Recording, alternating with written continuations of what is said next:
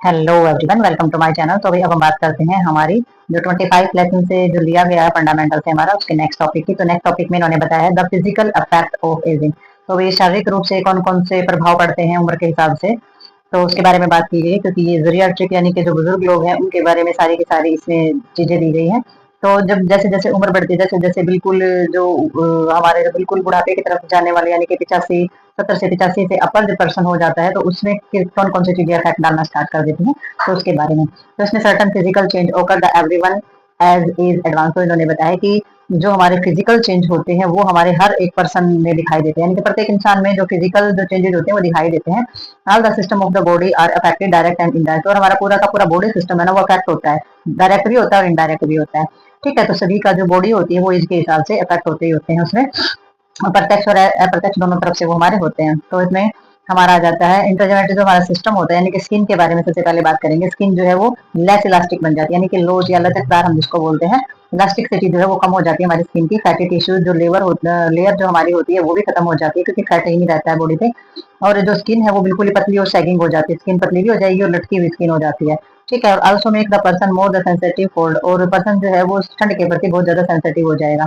ठीक है, उसे ठंड बहुत ज्यादा लगेगी, फोल्ड्स हो जाएंगे, लाइन रिंकल यानी कि झुर्रियां वगैरह जो है वो अपीयरेंस में दिखाई देनी स्टार्ट हो जाती हैं। ठीक है, और decrease secretions from the oil sweat gland से leading the development of the dry skin. तो हमारा जो सेक्रेशंस होता है, ऑयल का जो सेक्रेशंस होता है, ग्लैंड जो सेक्रेशंस करते हैं, और पसीने का सेक्रेशंस करने वाले जो ग्लैंड्स होते हैं वो काम कम करते हैं, और जिससे ऑयल और पसीना अगर नहीं निकलेगा तो मॉइस्चर खत्म हो जाएगा और स्किन जो है वो ड्राई हो जाएगी। ठीक है, तो स्किन जो है हमारे फेरेजल्स या इजीली डैमेज, और स्किन पे जो है खरोच वगैरह हो जाती है और स्किन पे आसानी से चोट लग सकती है, और स्किन जो है ब्रेक डाउन हो जाती है, प्रेशर चोट डेवलप हमारे हो जाते हैं। इसमें नेल्स जो है बहुत ही मोटे हो जाते हैं और बहुत ही टाइट हो जाते हैं। ठीक है, और इसके अंदर जो हमारा सर्कुलेशन वगैरह होता है, जैसे फिट सर्कुलेशन जो हमारा होता है ना, पैरों का जो सर्कुलेशन होता है वो कमजोर हो जाता है, और निक और कट लीड टू इन्फेक्शन। और थोड़ा सा ही कट जाने पर बहुत ज्यादा इन्फेक्शन जो है बॉडी के अंदर हो सकता है। ठीक है, तो ये हमारी स्किन के अंदर चेंजेस आते हैं। और इसमें जो व्हाइटनिंग और ग्रे हेयर जो होते हैं, एक मैन लॉस हेयर, जिस तरीके से हेयर का ग्रे होना या फिर हेयर का व्हाइट हो जाना जो होता है, उसमें जो पुरुष होते हैं उनके बाल जो है वो झड़ना स्टार्ट हो जाते हैं। ठीक है, वैसे तो मेल और फीमेल दोनों में ही होता है ऐसा, लेकिन मेल्स के अंदर ज्यादा बता रहा था कि मेल्स के बाल जो ज्यादा उड़ना स्टार्ट हो जाते हैं। देखा है मेल ही गंजे होते हैं, लेडीजों में ये गंजेपन वाली समस्या बहुत कम देखी जाती है। तो hair gets thin of both man and women. तो वही जो हमारी जो हेयर वगैरह जो होते हैं वो मैन और वुमेन दोनों में ही समस्याएं देखी जाती हैं, और पतले हो जाते हैं। जो सर के जो बाल होते हैं पतले हो जाते हैं, और प्यूबिक एरिया अंडर आर्म्स, मतलब कि जितने भी अंडर आर्म्स के हेयर हैं या प्यूबिक एरिया के जो हेयर हैं, प्राइवेट पार्ट्स वाले जो हेयर होते हैं वो सारे के सारे पतले हो जाते हैं। और hair can be more dry due to decrease production of scalp oil. और जिसमें क्या हो जाता है, जिसमें हमारे जो स्कैल्प ऑयल होता है ना वो भी प्रोड्यूस होना कम हो जाता है। ठीक है, और वहां पर हमारा प्रोड्यूस कम होगा ऑयल, तो क्या होगा, बाल अपने आप ही रूखे और झड़ने स्टार्ट हो जाएंगे। तो ये हमारी स्किन के अंदर होने वाली समस्याएं हैं। आगे देखते हैं इसमें हम। तो नेक्स्ट हमारा इसके अंदर आ जाता है मस्कुलोस्केलेटल सिस्टम। तो मस्कुलोस्केलेटल सिस्टम में हमारी मांसपेशियों का सिस्टम आ जाता है। तो इनमें मांसपेशियां जो है एट्रोफी यानी कि श्रिंक हो जाती हैं, हमारी इनकी स्ट्रेंथ कम हो जाती है। तो मांसपेशियां सिकुड़ने की वजह से क्या हो जाएगी, इनकी ताकत कम हो जाएगी। ठीक है, बोन मास डिक्रीज, और वही बोन का जो मास होता है वो कम होना स्टार्ट हो जाएगा। मिनरल स्पेशली कैल्शियम और जो मिनरल जो हमारा होता है वो कम होना स्टार्ट हो जाएगा बोन के अंदर, जिसकी वजह से हमारी जो स्ट्रेंथ है वो कम होनी स्टार्ट हो जाएगी। ठीक है, और brittleness is the easy breakability. तो इसमें क्या हो जाता है, इजीली जो हमारी बोन होती है वो जल्दी से बोन में फ्रैक्चर होना या बोन का टूटना आसान हो जाता है, मतलब जल्दी से उसमें किसी प्रकार की बोन में चोट लग सकती है। ठीक है, तो कमी किस चीज की हो रही है, मिनरल और कैल्शियम की स्पेशली, उसी की वजह से हमारी बोन जो है सिकुड़ जाती है। वर्टिबल शॉर्टनेस आ जाती है, हमारी जो रीढ़ की हड्डियां होती है वो छोटी होनी स्टार्ट हो जाएंगी, ज्वाइंट जो है वो स्टिफ हो जाएंगे। ठीक है, तो ज्वाइंट जो है स्पाज्म हो जाएंगे, स्टिफनेस उनके अंदर आ जाएगी, दर्द होना स्टार्ट हो जाएगा। Hip and knee become silently फ्लैक्स्ड। और जो हिप और जो हमारी नी जो होती है वो है, वो जो होते हैं बेंट होना यानी कि मुड़ना स्टार्ट हो जाते हैं। तो इसमें क्या होता है, इसमें मेनली फिर जो हमारी ग्रेजुअल लॉस ऑफ हाइट, तो हाइट जो है जब आगे की तरफ झुक जाएगा कोई भी पर्सन, बुजुर्ग पर्सन, तो उसकी हाइट जो है वो कम लगेगी। ठीक है, loss of strength and the decrease in mobility. और इसमें वही क्या होगा, स्ट्रेंथ जो है उसका लॉस हो जाएगा, तो मोबिलिटी यानी कि चलने फिरने में भी दिक्कत आनी स्टार्ट हो जाएगी, कि स्ट्रेंथ कम है तो। ठीक है, आगे आ जाता है हमारा नर्वस सिस्टम। तो नर्वस सिस्टम जो होता है वो हमारा रिड्यूस होता है, इसमें नर्व सेल्स जो है वो रिड्यूकेशन होना स्टार्ट हो जाता है, लेकिन नर्व सेल होने की कमी होनी स्टार्ट हो जाती है। नर्व कंडक्शन से जो है वो बिल्कुल धीरे होना स्टार्ट हो जाएगा, यानी कि नर्व का जो अपने एक दूसरे को कंडक्ट करने का जो सिस्टम होता है वो भी धीरे हो जाएगा। और इसमें जो रिफ्लेक्शन है, नर्व का जो रिफ्लेक्शन होता है वो भी हमारा बहुत ही स्लो हो जाता है। ठीक है। और स्लो अगर काम करेंगी नर्व, अगर स्लो रिस्पॉन्स करेंगी तो उसमें क्या हो जाएगा, हमारे सारा का सारा जो सिस्टम होता है वो स्लो हो जाएगा, किसी चीज को समझने का, सुनने का, रिएक्ट करने का, सारी की सारी चीजें। ठीक है। दर्द का भी कम पता चलेगा और सेंसेशन का भी कम पता चलेगा, नर्व सिस्टम हमारा कमजोर हो जाता है। तो उसकी वजह से क्या हो जाता है, ब्लड फ्लो जो है वो डिस्क्रीज हो जाता है। ब्लड फ्लो जो है वो कम होने की वजह से ब्रेन कॉजिंग डिजीनेस, और ब्रेन के अंदर जब हमारा ब्लड फ्लो कम होगा तो ब्रेन के अंदर क्या हो जाएगा, चक्कर आना, आने का जो खतरा है वो बहुत ज्यादा बढ़ जाता है, और पेशेंट के गिरने का खतरा रहता है। पेशेंट इन द सेंस जो बुजुर्ग पर्सन होता है उसके गिरने का खतरा रहता है और चक्कर वगैरह आने स्टार्ट हो जाते हैं, क्योंकि ब्रेन के अंदर ब्लड फ्लो कम हो जाता है। ठीक है। तो नेक्स्ट देखते हैं इसमें हम। तो भाई इसमें बताया इन्होंने कि जो progressive loss of brain cells, और अगर जो ब्रेन के सेल्स जो होते हैं अगर उनके अंदर लॉस होना स्टार्ट हो जाता है या लॉस हो ज्यादा बढ़ना स्टार्ट हो जाता है, तो ये जो इफेक्ट होता है ये पर्सनैलिटी और जो मेंटल फंक्शन होता है, मानसिक रूप से जो वर्क होता है हमारा नर्व सिस्टम के अंदर, वो हमारा कम हो जाएगा। ठीक है। क्योंकि सेल का ही लॉस हो जाएगा तो फिर फंक्शन किसी भी तरीके से नहीं होगा, जिसमें मेमोरी शॉर्ट हो जाएगी सबसे पहले, तो याददाश्त कमजोर हो जाएगी और फॉरगेटफुलनेस इंक्रीज हो जाएगी, यानी कि चीजों को भूलना स्टार्ट कर देगा। कोई बुजुर्ग पर्सन कंफ्यूजन उसके अंदर होनी स्टार्ट हो जाएगी, डिजीनेस और फटीग में ऑकर्स। तो इसमें क्या होगा, उसको चक्कर आना या थकावट महसूस करना अनिवार्य हो जाता है, क्योंकि इस तरीके की जब ब्रेन के अंदर जो ब्लड फ्लो कम हो जाने की वजह से, ब्लड सेल्स का जो लॉस हो जाने की वजह से जो भी इफेक्ट पड़ते हैं, याददाश्त पर, चीजें भूल जाने पर, कंफ्यूजन हो जाती है, किसी भी चीज को पहचानने में भी कंफ्यूजन हो जाती है, थकावट भी, चक्कर आना, सारी की सारी चीजें बढ़ जाती हैं। तो memory of distant past is better than recent past. तो वही रिसेंट पास्ट की चीजें याद नहीं रहती है, जो पिछले जो बहुत पहले की जो बचपन की यादें होती है वो याद रहेंगी, लेकिन अब की जो पास्ट की है, जो पास्ट की है वो याद नहीं रहती है। ठीक है।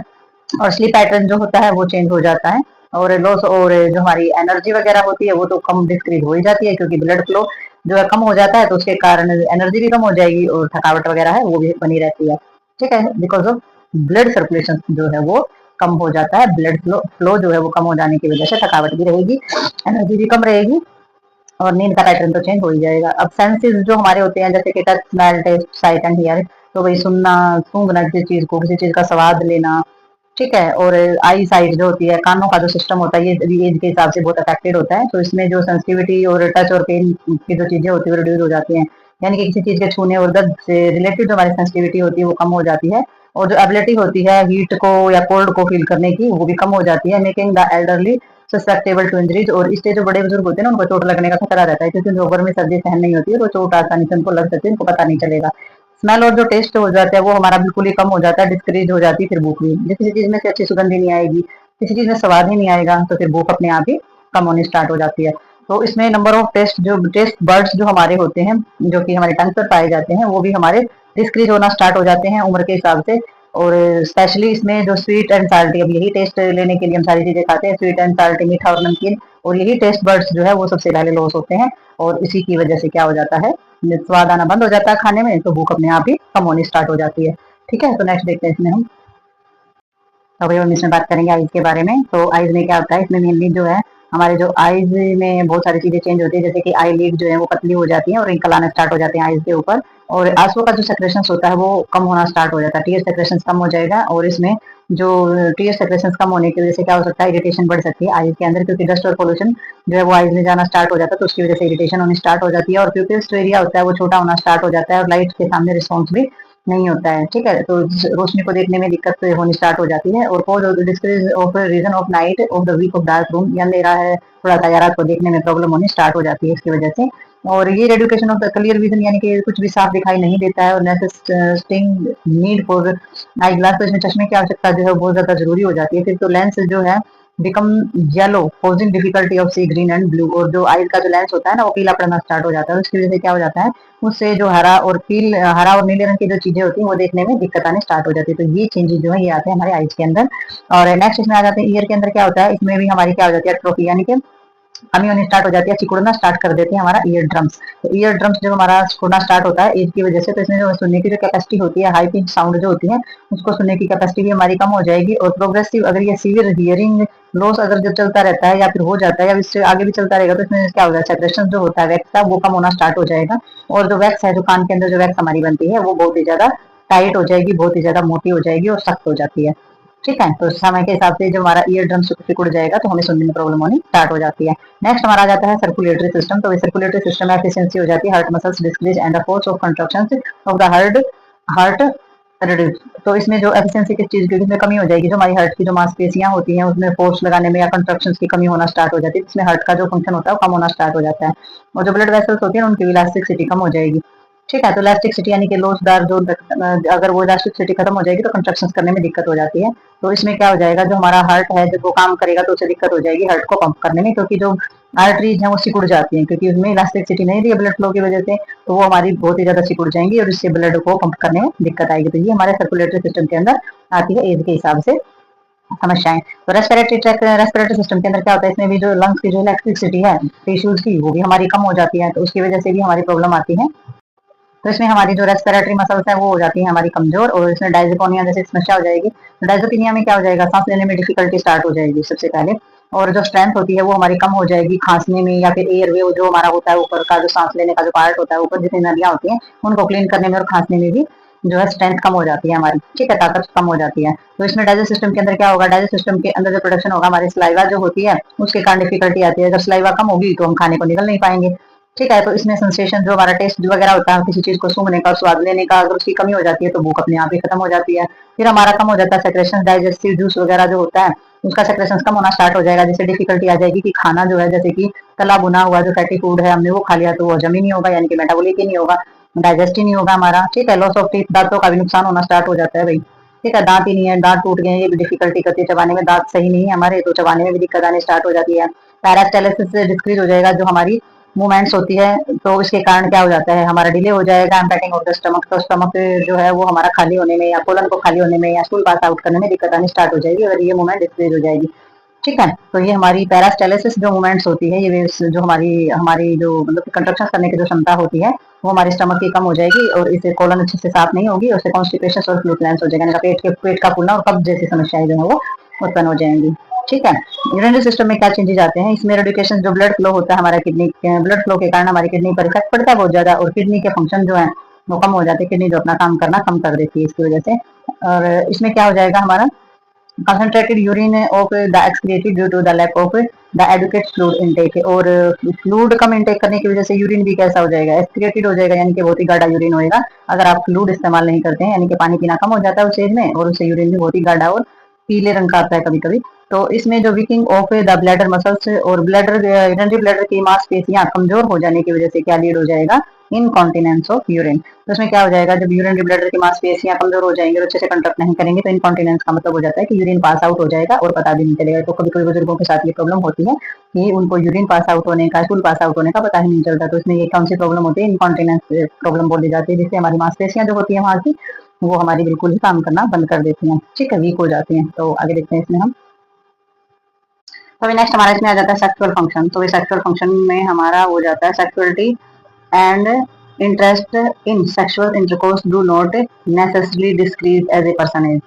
तो इन्होंने बताया कि जो सेक्सुअली इंटरेस्ट होता है सेक्सुअल इंटरकोर्स के अंदर necessity increase the person age, तो हमारा जरूरी नहीं है, इन्होंने बताया कि जरूरी नहीं है कि उम्र के हिसाब से किसी भी पर्सन का सेक्स के अंदर रुचि जो है वो कम हो जाए एज के हिसाब से, ऐसा जरूरी नहीं होता है। It is important have relationship, और इसमें सबसे ज्यादा महत्वपूर्ण होता है कि उसका रिश्ता कैसा है, मीट एडल्ट सेक्सुअल नीड।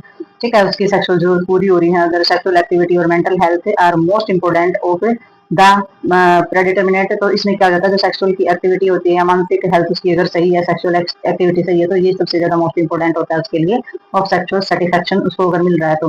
ठीक है, तो इसमें ये नहीं होता है कि एज के हिसाब से कोई भी सेक्सुअलिटी या सेक्स को चाहने की जो इच्छा वो बिल्कुल खत्म नहीं होती है, और ना ही किसी प्रकार की कमी इसके अंदर आती है।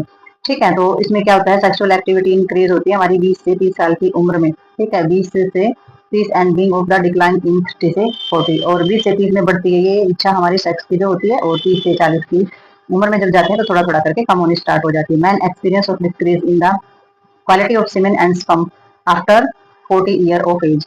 तो मैन जो है वो एक्सपीरियंस करता है कि जो हमारे सीमेन यानी कि वीर्य और जो हमारे शुक्राणु होते हैं उनकी जो क्वालिटी होती है वो कम होनी स्टार्ट हो जाती है 40 की एज के बाद। ठीक है, तो इसमें इनएबिलिटी ऑब्टेंट द इरेक्शन से कैन ओकर एट एनी एज। तो इरेक्शन की जो प्रॉब्लम होती है, यानी कि जो लिंग होता है, जो पेनिस होता है, उसके कठोर होने की जो समस्या होती है वो किसी एज में हो सकती है, वो डिसऑर्डर के अंडर आता है। ठीक है, तो वो इसमें प्रॉब्लम नहीं होती है, but it become more common in the middle age. ठीक है, तो ये हमारी सारी की सारी जो चीजें हैं मिडल एज के अंदर हमारी, जैसे कि फर्टिलिटी प्रॉब्लम जो होती है वुमेन के अंदर वो हमारी इंक्रीज होती है 40 साल के बाद जो है फर्टिलिटी प्रॉब्लम्स हमारी स्टार्ट हो जाती है, यानी कि बच्चा पैदा करने की जो क्षमता होती है वो कम होनी स्टार्ट हो जाती है। बसल्स मेटाबॉलिज्म कम हो जाता है हमारा 40 से 50 के बीच की जब एज हो जाती है, तो उसमें मेटाबॉलिज्म सिस्टम अगर हमारा कम हो जाएगा तो वेट इंक्रीज होना स्टार्ट हो जाएगा। मसल्स और बोन मास है वो हमारा कम हो जाएगा और वेट बढ़ना स्टार्ट हो जाएगा 40 से 50 की उम्र में लेडीज का। इन वुमेन आफ्टर मोनोपोज, और जो मोनोपोज का जो प्रक्रिया स्टार्ट होती है, यानी कि जो पीरियड्स है उनको बंद होने का जो चीजें आती हैं जब लेडीज के अंदर, तो उसमें ऑस्टियोपोरोसिस इंक्रीज हो जाता है, यानी कि औरत के जो बोन होती है वो झड़ना स्टार्ट हो जाती है। ठीक है, तो बोन जो है वो हमारी वीक होनी स्टार्ट हो जाती है, तो ऑस्टियोपोरोसिस हमारी जो है मोनोपोज के बाद स्टार्ट हो जाता है। Older adults are interested in sexual activity and they way throughout their life. तो इसमें जो एडल्ट, ओल्डर एडल्ट जो हमारे होते हैं वो हमेशा सेक्स की जो एक्टिविटी होती है उसके अंदर इंटरेस्टेड होते हैं, तो वो, और ये जो लाइफ टाइम पैटर्न रिमेन और कांस्टेंट ऑफ ओल्ड एज, और ये ओल्ड एज जो होती है ना, यानी कि 80 85 90 की उम्र तक भी ये पैटर्न जो है वो चलता रहता है, यानी कि जो मैन होता है उसके अंदर सेक्स की जो इच्छा होती है वो हमेशा, और सेक्सुअल एक्टिविटीज जो है वो बनी ही रहती है। ठीक है, तो ये हमारा जो है सेक्सुअल फंक्शन पर क्या असर पड़ता है उम्र के हिसाब से। तो और ये जो चीजें पड़ती हैं, ये डिजीज डिसऑर्डर या फिर पार्टनर की रिलेशनशिप है, पार्टनर है, सेक्सुअल नीड है, सेटिस्फेक्शन है, इन चीजों पर डिपेंड करता है। तो उम्र के हिसाब से इन चीजों पर किसी तरीके का वो नहीं होता है, लेकिन हाँ फर्टिलिटी की चीजें जो होती हैं जैसे कि स्पर्म और जो हमारा सीमेन वगैरह है उसकी जो क्वालिटी है वो कम होनी जरूर स्टार्ट हो जाती है एज के हिसाब से। ठीक है, लेकिन इच्छा जो होती है सेक्स की या फिर जो एक्टिविटी जो होती है उसमें किसी प्रकार का ओल्ड एज पर कोई प्रभाव नहीं पड़ता है। तो ये थी कुछ हमारी शारीरिक तौर पर जो बदलाव आते हैं एज के हिसाब से वो चीजें। तो मिलते हैं नेक्स्ट वीडियो में और नेक्स्ट पार्ट के साथ, तब तक के लिए बाय।